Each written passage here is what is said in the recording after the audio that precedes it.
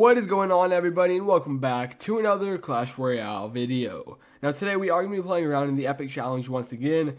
If you guys saw the video from yesterday, we didn't do too hot in the Epic Challenge, but we were using just a normal deck, and I don't know, you didn't go too well. But today we're going to be trying out something a little bit different, using an all Epic deck in the only, not really only Epic Challenge, it's the Epic Challenge, and we're only using Epics in our deck. I just thought it would, I don't know, make sense to only use an Epic deck in an Epic Challenge. Thought I'd go ahead and try it out for a video and see how we do today. This is the deck that we are going to be rocking. I got the Bowler in here, Dark Prince, Executioner. Those are the more tanky cards. I guess the Baby Dragon is kind of tanky as well. Skeleton Army, Goblin Barrel, Rage, and Tornado. So I'm obviously not going to know how well this is going to do just yet, but we'll make changes if we need to. We see how this plays out and see what we can do with this deck and see if we need to make any changes after that. So for now, we'll see what this deck does out here in the Epic Challenge. But first, I think I just saw my clan chest was over, so we might as well go ahead and open up this, see if we get any epics out of here. We do get 2 tornadoes, and I thought that might have been legendary, but we got trolled with some ice spirits, and that is the clan chest right there. But like I was saying, let's jump back out here into the Epic Challenge with an all epic deck and see what we can do. I wonder if anyone's actually going to notice that we're using an only epic deck, but I guess we'll have to go ahead and see what happens. Here is, I don't know how to pronounce that name. He's got a backwards R in his name. How would I even pronounce that? Okay, so he's from like a Russian clan or something. Don't know, but he started off with a pump behind his tower, and I have a bowler coming down the right lane right now.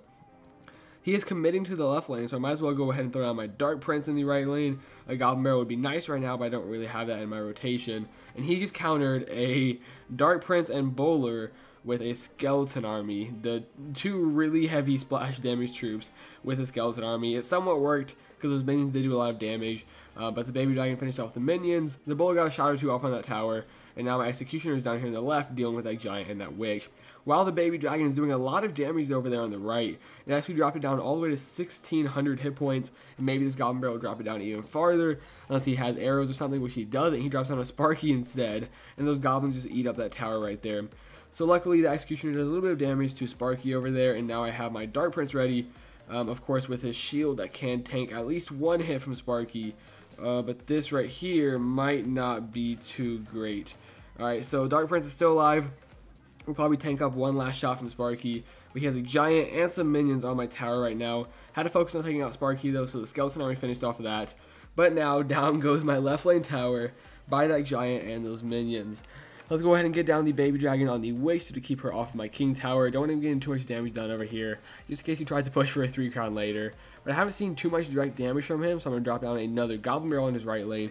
See if we can finish off that tower over there. He tries to zap them, but of course, tournament standard zap doesn't finish off a Goblin Barrel. So we do drop that tower down to 500 hit points, and the Baby Dragon gets off a shot or 2 over there on the left tower. But here comes double elixir, so down goes a Bowler in the back. And there is that Sparky. I haven't seen a Giant Sparky deck in a very long time. I'm actually really surprised that this guy's using one of these decks. And there is that Giant. So let's go ahead and push to the opposite lane instead. Tank the shot from Sparky with some of those skeletons. Try to pull all these troops right here. And we made it to that guy's right lane tower. Sorry, left lane tower, not right lane. With our Dark Prince and our Executioner. And dropped it pretty low. But I just realized that we did not finish off Sparky. So he is going to finish off my right lane tower. This is definitely not looking good. It keeps going back and forth between what's happening here. We're losing the lead. We're taking the lead. But we might actually be able to come back right here if we can get over to that left lane tower. Before, of course, he gets to our right lane tower. So he's building up a push. Let's get down our Bowler and a Goblin Barrel and our Rage spell for the first time this battle. Since, of course, he only has a zap. And they will get off a little bit of damage over there. Only dropping it to 723 though. Baby Dragon's dealing with that Sparky, and maybe our Skeleton Army can go ahead and finish it off.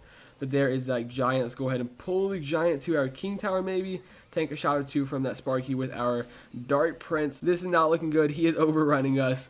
And there goes our tower for the first loss of the video. That was really close though. We almost got that second lane tower, and I don't know, I just couldn't defend Sparky, not with that deck at least, and I wasn't really expecting that because I haven't seen Sparky in a very long time. But not too big of a deal. Let's go back out into another battle and see if we can get a win right here. If we do end up losing this one, 2 losses in a row, I might have to go ahead and change around the deck a little bit. So good luck to Julito from... Why do they always have the weirdest clan names? I'm not even going to try to pronounce that. Let's go ahead and counter this Goblin Barrel with our Skeleton Army. It was a little bit placed to the That wasn't the best placement of that skeleton army to counter that goblin barrel. So one of those goblins got a shot off and drops our tower just by a little bit of hit points. So let's get a Dark Prince behind the Executioner. And I thought about throwing down a Goblin Barrel, but we might as well just go ahead and keep it in our hand for now. The Knight actually takes out the Dark Prince, or whatever was in front of it, the Executioner, and almost the Dark Prince. But the Tower and the Princess are going to go ahead and finish that off. And he has a Goblin Gang split down the middle. I used drop down a Bowler so that Goblin Barrel is going to do a lot of damage to my left lane tower. But that Baby Dragon did a decent amount to his left lane tower. Not enough to make us even because those Goblin Barrels, or those Goblins, did drop my tower down to 1,580 hit points. And there's that Knight once again to counter my troops in the right. Let's get down an Executioner on that Princess and see what he can do to counter my Goblin Barrel. He's done a lot of damage with his Goblin Barrel. Hopefully we can do some with mine, unless he has that log. We completely took them out, and we don't even touch that tower. So this right here obviously isn't looking too well, and there is a Goblin Barrel Poison, which will take out my entire skeleton army and do a lot of damage to that tower. He's at about 1,000 damage right there with that push, and counter my skeleton army. Okay, we definitely need to make it over here to his left lane tower. Let's get down a Dark Prince in front of this Baby Dragon, and a Rage Spell on top of those troops right here. But it might not be enough. Let's see if our troops can make it over to that left lane tower. They do make it through the night, which obviously had a lot of hit points and tanked pretty well for those troops. But we only dropped it down to 1684, and ours is currently sitting at 448. And there's that Goblin Barrel doing even more damage over here. Might finish off our tower, but only drops it to 24 hit points. So we're really close to losing that tower right now.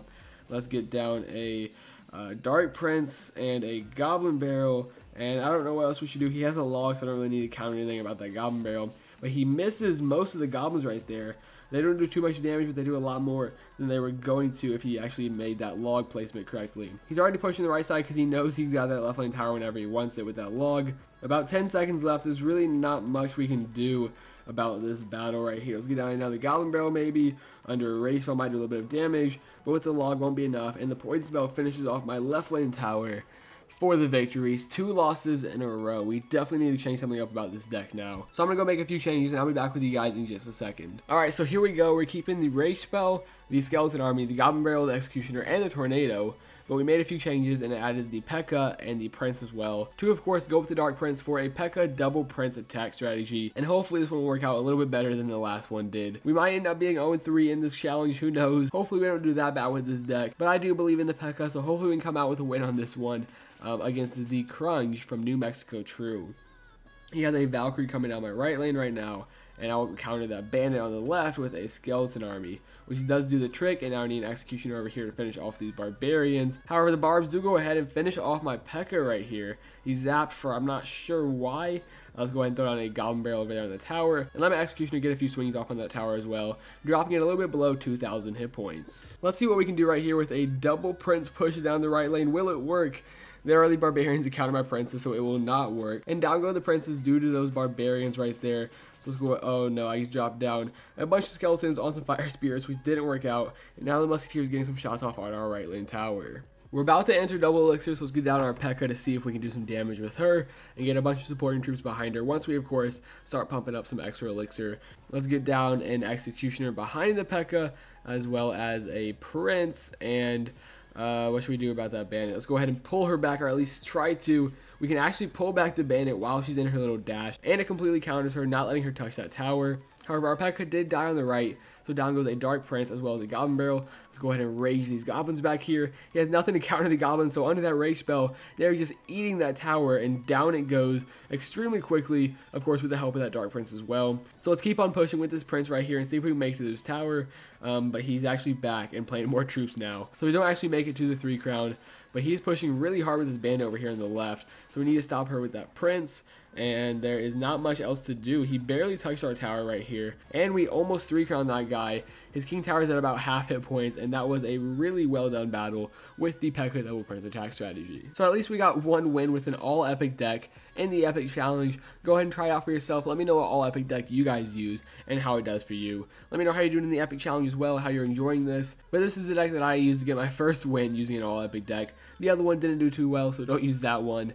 Use this one if you can't think of anything for yourself. But that's going to go ahead and wrap up today's video. If you guys did enjoy, go ahead and smash that like button down below. Thank you so much for watching, and I'll see you next time.